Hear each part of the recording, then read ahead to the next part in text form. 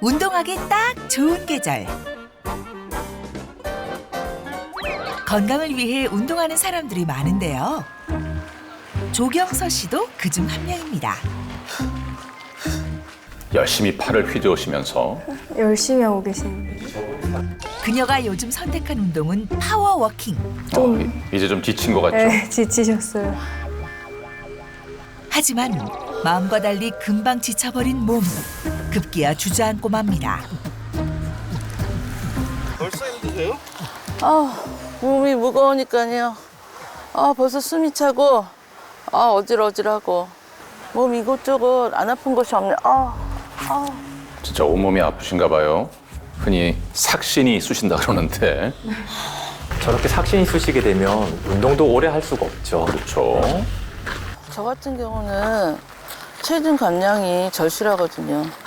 항상 염증 수치도 높고, 암 유발 인자를 갖고 있어서 기본적으로 살을 빼야 염증 수치도 낮춰지고 암 위험에서도 해방될 수 있거든요. 암 위험을 벗어나기 위해서 살을 빼야 한다고요? 비만도 일종의 염증이라고 볼 수 있는데요. 우리가 비만 염증이라는 말을 많이 듣게 되시는데 그래서 평소 염증 관리하는 게 매우 중요합니다. 암 유발인자는 또 처음 들어보는 것 같아요. 제가 유방암에 걸린 적이 있거든요. 그때 수술이 잘 되고 그랬어도 암이라는 게 수술을 하고 관리를 잘 하더라도 언제 또 재발하거나 전이 될지 모르거든요. 그래서 암이란 건 정말 무서운 것 같아요. 무서워요. 비만과 유방암의 상관관계가 있습니까? 네, 유방암은 국내 여성암 발병률 1위로 비만과 연관이 높은 것으로 알려져 있습니다. 에스트로겐 호르몬의 영향 때문인데요. 지방 조직은 에스트로겐을 생성하는 주요 장소 중 하나라고 할 수 있습니다. 특히 폐경 후 여성에게서 비만은 유방암 위험을 높이는 요인으로 작용하는데요. 폐경 후에는 난소에서의 에스트로겐 분비가 중단되지만 지방 조직에서는 에스트로겐이 계속 분비되기 때문입니다. 즉, 비만인 여성의 경우 과도한 지방 조직으로 인해 에스트로겐 수치가 높아지면서 유방세포의 성장을 촉진하고 암세포 성장에도 영향을 줄 수 있습니다. 네, 실제로 한 연구에 따르면 체질량 지수 25 이상의 비만인 환자는요, 정상 체중의 환자보다 종양의 크기가 더 큰 것으로 진단이 됐습니다. 또 겨드랑이의 림프절 전이도 더 자주 발견되는 등 상대적으로 높은 병기에서 유방암이 진단되는 것으로 확인이 됐습니다. 발견 당시 이미 유방암 3기까지 진행된 상태였던 것. 그때 암이 임파선까지 전이가 돼서 절제 수술을 받고 쌍암 8번에 방사선 33번. 몸도 지치고 제일 먼저 이제 아이들한테 그래서 거의 매일 울면서 지냈던 것 같아요. 아이들 불쌍해서. 내가 없어지면 어떡하나 하는 생각이. 얼마나 마음이 힘드셨겠어요, 아프네요. 정말. 본인 몸도 걱정인데 자녀들 걱정까지 더해지니까 많이 힘드셨을 것 같습니다. 그렇죠. 네.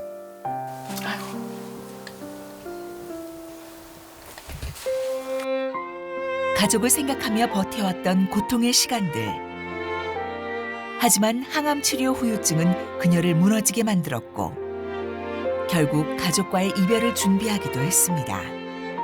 열심히 살았는데 저한테 암이 생겼다는 게 정말 믿기지 않았고 특히 항암 맞고 오면 거의 처지거든요. 그랬을 때 아무것도 못 먹고 거의 눕다시피 하고 항암 치료도 체력이 정말 중요하거든요. 네. 체력이 없으면 항암을 견디지를 못합니다. 당연히 뭐 입맛도 그렇죠. 없어지는 네, 거죠. 구역감도 많이 심해져서 더 못 먹게 되는 경우도 많고요. 그렇지. 사례자분 영상을 보니까 부항 뜨신 자국이 있거든요. 예. 네.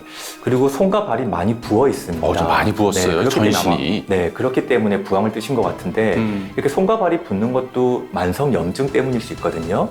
그리고 이 만성 염증은 암을 유발하는 원인이 되기도 합니다. 그렇겠네요. 그래서 운동 후 집에 오면 체중부터 확인한다는 경서 씨.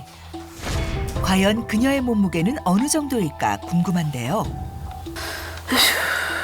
한숨부터 나옵니다. 어휴, 체중이 상당히 많이 80kg 나가시네요. 가까이. 운동을 했는데도 살이 안 빠지고 제가 152 정도 되거든요. 그래서 그런지 더 뚱뚱해 보이고 옆으로만 너무 퍼지는 것 같아서 그래서 한숨밖에 안 나오네요.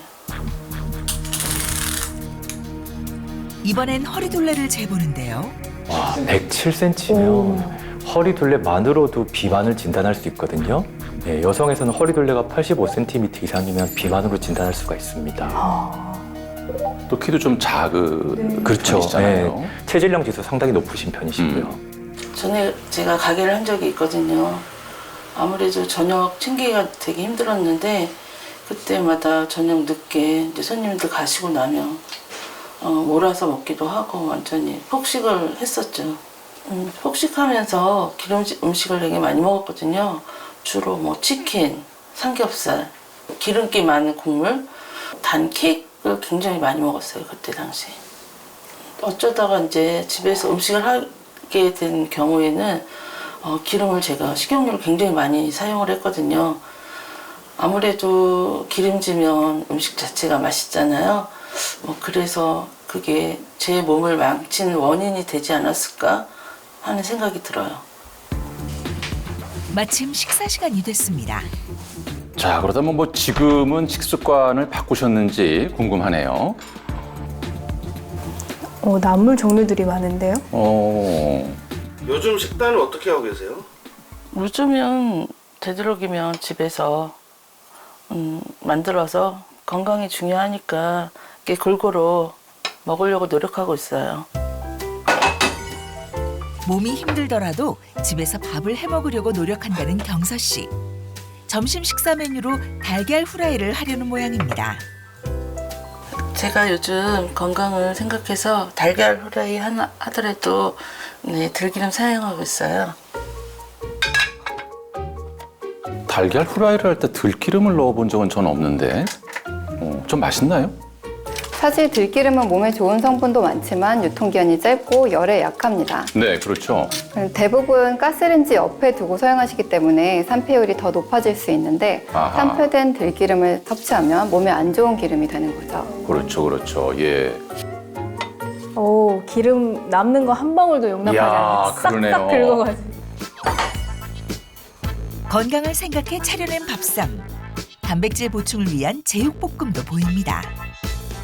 남을 포함해서 기름이 빠진 반찬이 없는 것 같은데요. 고사리.